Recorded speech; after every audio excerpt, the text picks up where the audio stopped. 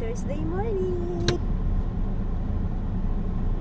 Yan, so today is Thursday.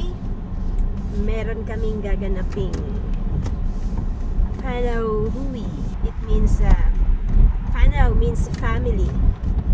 Uwi means meeting or gathering. Panauhui means having a short discussion or short meeting with the parents of our tamariki. Yeah, tamariki means children. Yun, which will start 4 o'clock yan later.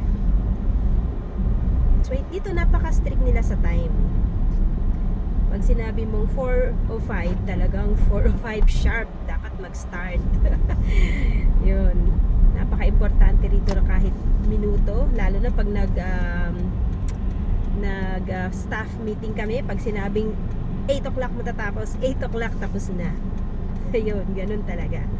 Kagandahan sa ECE, wala kang lesson plan every day or every week. Meron na kaming program planning. Yan.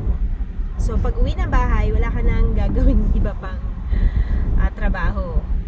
As in, wala kang iuwing trabaho. Unlike sa primary, since, ayan, may weekly plan sila, kailangan nilang i-study yung lesson din nila for the next day.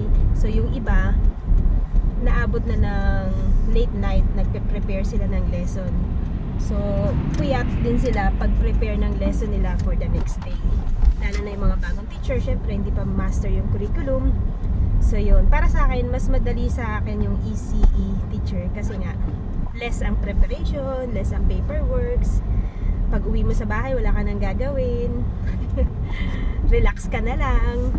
Unlike sa primary, yun, kailangan mo talagang i-study yung lesson na gagawin mo. Kaya, ayan. Dito na ako sa parking. Yan lang muna for today. See you later. Bye!